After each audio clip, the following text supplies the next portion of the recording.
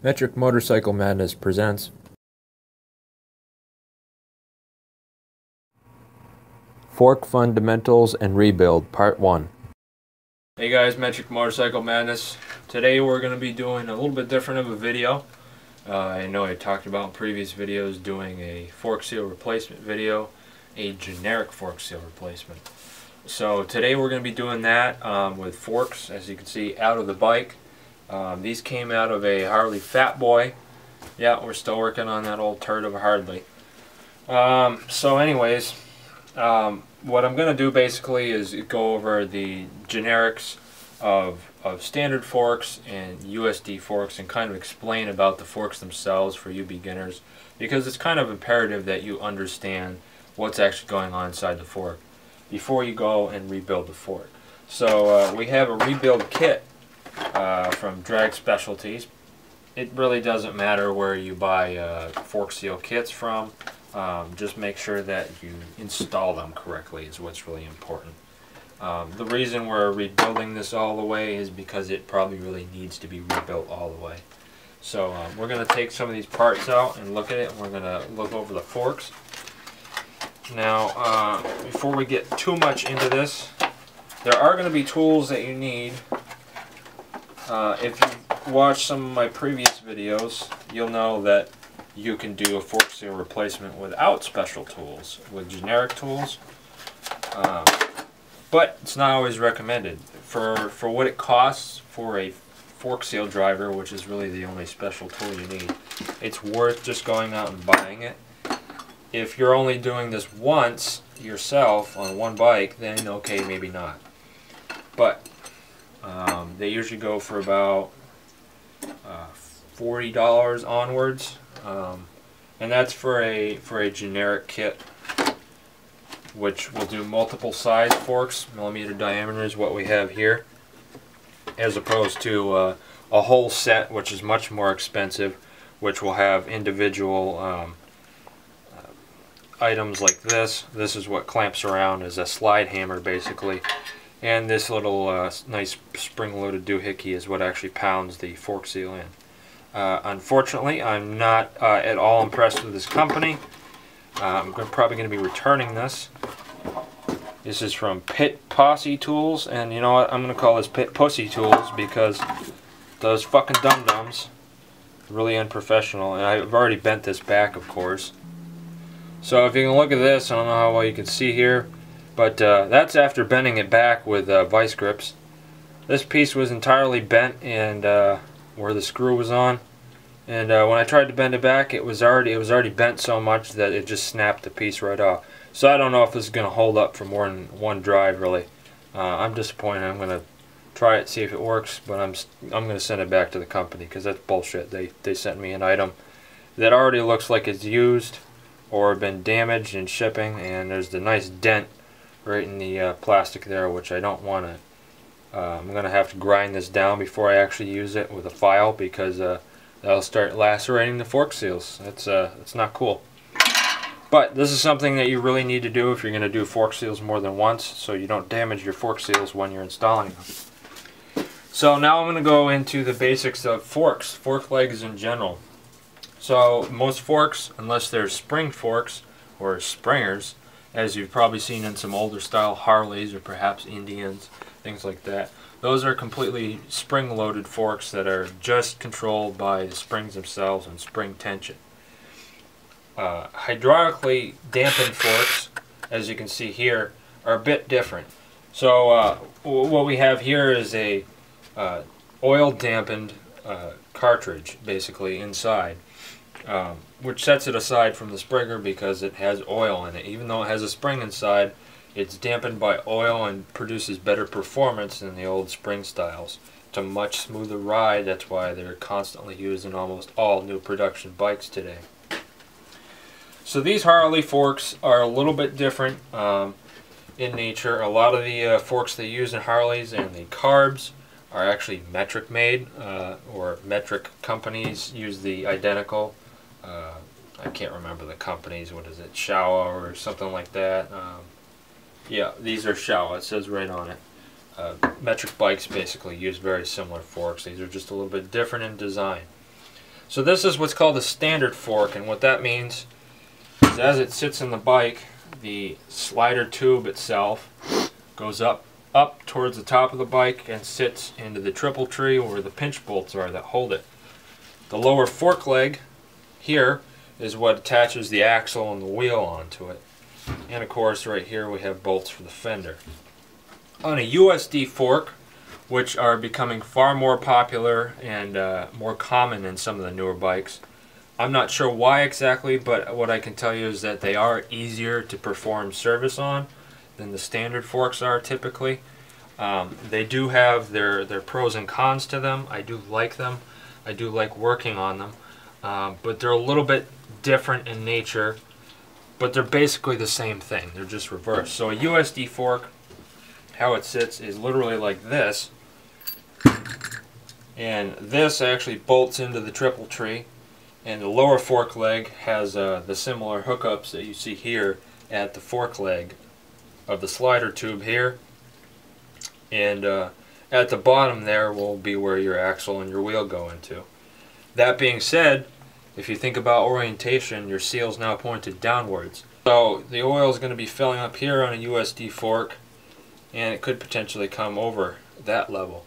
That being said, if you for some reason lost a snap ring and your fork seal came loose and blew out, there goes a lot of your spring pressure with the hydraulic aspect to it.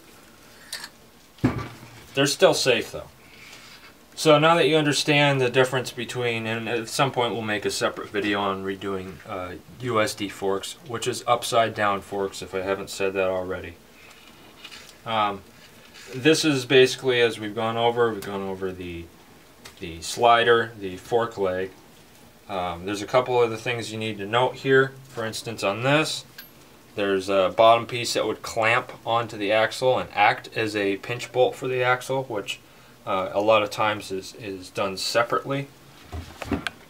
Whereas on this end, we have where the axle actually passes through. And this is the end where the brake caliper mounts, so they look a little different here. Now the other two fundamental external pieces are this lovely little Allen bolt at the bottom, which can be an absolute bitch. Excuse me. The other item we have here, which is not on all standard or USD forks, is a drain bolt at the bottom side of the fork. Harley typically does this quite often. Not as many metric bikes do this, at least made in the 90s, maybe the newer 2000s, and onwards could potentially do that.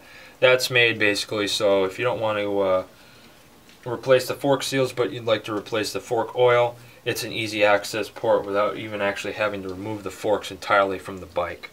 Kind of a nice feature. I like it. I don't see the need for it, but yeah, it's kind of nice. So, and then of course at the top we have the top cap. Now these can be very different based on design of the motorcycle, depending on how many pinch points are on the triple tree.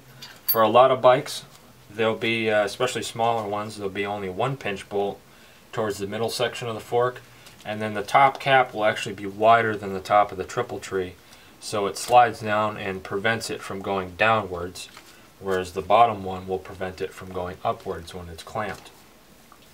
On something like this, it has two sets of pinch bolts from what I remember, which a lot of the larger bikes do with a standard fork, and that really requires that extra force of two sets of pinch bolts to keep this fork from ever moving when it's going down the road on both sides. The top caps themselves can be a little bit different. This of course has an independent top cap, where this you can remove the top cap and you can see inside and enough to actually drain. The bottom section is what actually unscrews from the fork leg and then removes the cartridge itself. So we'll get into the insides of this in a moment. But there's one thing before you take apart a fork leg that you need to understand. It needs to be under spring pressure for the majority of them to come apart. That being said, in some cases they're almost easier to disassemble them while they're still clamped into the triple tree. A lot of times you may require a partner so he's able to hold or to compress this fork leg while you're attempting to remove that, and that's because this damper bolt here at the bottom, that hex, If you try to lightly or slowly turn that to remove it, either to drain the oil or to disassemble the cartridge and the fork, it will actually end up turning the assembly, the spring and the whole damper cartridge, which you'll see inside the fork. So what you need to do basically is leave this top cap on and leave it tight, just hand tight. You don't need to reef it down or anything like you would do the correct torque specs when you put it back into the bike. But leaving that down will keep more spring pressure on that bolt from turning, and that may also require you holding it like this and compressing it while you're turning it. Using an impact a lot of the time can be a bad idea because you can strip these out. I've seen that happen. I've done that myself. Don't go there, because if you strip that bolt out and you can't remove it, your forks will never come apart again. There's a backdoor method to replacing the fork seal and the oil, but the rest of these parts, the bushings here, you can't ever replace them if you can't get the fork apart and the seals. If you have leakiness around there, there's a seal that sits in with that damper bolt. There's also seals that sit at the top of these and how they sit into the bike. We have replacement seals, snap rings. Before we begin to pull these apart, another note, the snap ring sits inside a little small recess here. That snap ring really holds this whole fork together, as in addition that bottom damper bolt that we showed you there and the top cap. That little snap ring is very, very important, however, because that holds the fork seal itself, which sits down in here, and you can see from backing out. Now, why these fork seals failed on this Harley before, the reason we're replacing these today is we replaced the fork seals before, but we didn't have a full rebuild kit, so they were not the correct dust wipers. That's imperative, because you're just going to blow your fork seals out real quick again because of dirt buildup. So what happens, what Harley likes to do with a lot of these standard type forks, unfortunately, is what they go and do is they put these nice chrome fancy covers over the top leg of the fork. Well, that's all and well and looks nice. It kind of makes them look like USD forks, but they're actually not. So once you take those chrome covers off and you remove your standard type fork leg, you'll come to find it's got a lot of dirt up in there that gets sucked up into there because it's not airtight as it sits around. So what they like to do is put those chrome covers over, which look nice, but the problem is all the air and the dirt that you're going through when you're riding is getting sucked up into there, and it's clinging all to this surface, which is enclosed by those covers, for the most part, that is. Now the issue that comes at play is all that's sitting there likes to come down and settle right where the seals are, and when your fork is going up and down and moving, it's sucking it underneath right where the fork seal is and right where the little groove is where it seals the oil and seals the fork. So what's happening is over time that fork seal gets very dirty, it starts to leak, and eventually it blows out and splashes fluid everywhere. You lose a lot of your stability that way. Your forks and your suspension will be very spongy and they won't pass inspection. It's also not really safe to drive a very heavy bike like that because it wants to lurch forward when you don't have that hydraulically dampened oil capacity going to dampen the shock itself. So what happens with the Harley forks that have the chrome covers, what they try to do to prevent this is they have two sets of dust seals. So we have a fork seal at the bottom, a standard dust seal, and then an external dust seal. This is okay, but it's not the best. You need to make sure that these are always clean and properly replaced with new ones every time you do this, because if you don't, you're going to have your fork seals blow very quickly. So the fork seal, then we have the standard dust seal, as we can see here. That sits in, gets pressed into the recess here to seal around up until there. What the external one does is sits in this large recess and seals over the actual regular dust seal and everything. And it helps try to keep a lot of that dust and debris that gets sucked up in the chrome covers and rests on the fork leg from falling down and going all over your dust seal. and sucking into your fork seal. So that's a nice feature that they do, but they have to do that because of the way they design these. Another problem, as you can see here with this one, is this fork seal, this fork leg has been all chafed up and ripped off because that chrome cover was touching too close to the fork leg and just grinding up and down every time it moved. That also happened because the reason these blew out, not just did they not have the correct inner fork seal, the inner fork dust wiper, the external dust wiper was non-existent. This was not on there when we took it out. So all that stuff was getting caught underneath the and going under the fork seal and causing it to leak and eventually blow out and splash all over the place. So if that rubber boot had been there, it might have prevented that.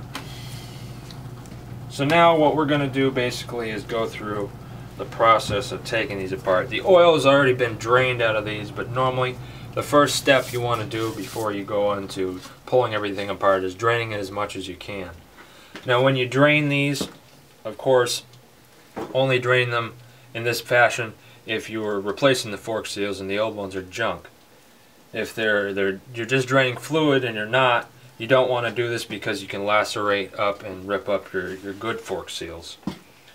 So once this is unscrewed and disassembled, you can actually move the fork leg and the slider tube independently of each other quite freely, almost the full travel length. With it assembled like this, the travel length is only going to be what the bike normally compresses on the suspension during its normal use. It doesn't go very far down the slider when you're actually using it. However, when you disassemble one of the components, such as the top cap, now that can slide all the way down. The issue with that being, when you're move this tube in and out, any of those little minute scratches and issues and chips or anything that are in the slider tube will go down and will go and travel over your fork seal where it normally doesn't, and it will lacerate it and cause it to leak. So when we put on the new fork seals, we have to make sure to put a plastic piece around the inside recess of the fork seal while we slide it down over that point until we get it into where we want it to sit. That way we don't lacerate and ruin the new fork seals. And like I said, if you were replacing the oil and not the fork seal and oil, you wouldn't want to move these up and down while you're doing that because you could lacerate the ones that are good in there. Now the reason we do need to move it up and down to some extent would be to add oil or remove oil. If you move these up and down all the way when they're disassembled, that will help suck some of the oil out that's residual that sits in here. Same other thing that you would do, not necessarily to that extent, but once you have the fork seals installed and you're inserting new oil into the forks, was with the cap screwed on so you're not compressing it too much, screwed on just loosely. What we'd be doing is moving the fork slider up and down out of the assembly tube, and the reason we do that is to get air out of the fluid itself as it sits in there, because you don't want a bunch of air bubbles that are sitting down there and then they move up and then you have too much of an air gap at the top of the fork itself.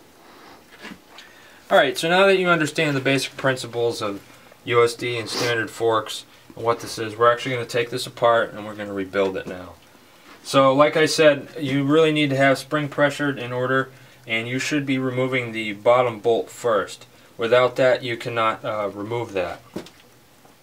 We've already gone ahead, and of course it didn't really have dust seals, so the dust seals have already been removed. Generally you can remove the dust seals with a very fine flathead screwdriver, as long as you're very careful not to scratch it up. These forks, the slider tubes, are unfortunately very scratched up. They're not rusty, but they're getting to that point, so these really need to be polished after we install the new seals. And it's important to never use anything that's abrasive on this.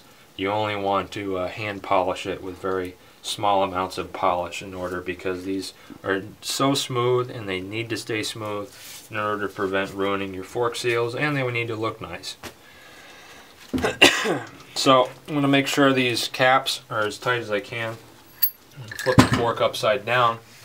You're going to need a hex bolt. I would suggest what you do is you get a hex onto a socket such as this. A lot of them are going to be 6 or 8 millimeters. And this will allow you to get in there and on a socket wrench and actually turn this quickly. A lot of the problems you're going to find with metric bikes, not necessarily with these, is this is not going to be long enough. On like a Shadow, for instance, it's going to sit really deep inside a channel, so you're going to have one of these that's very long. Those are difficult to find in metric size, so you're going to need to know what tool you need. That might be another special tool that you have to order that you won't be able to find a very long version of this at your local hardware store. You can find this length normally, but the very long kind you might not be able to find. You might get lucky with a large T-handle and be able to turn it, but it's not always going to be the case that you're not going to have enough leverage on that.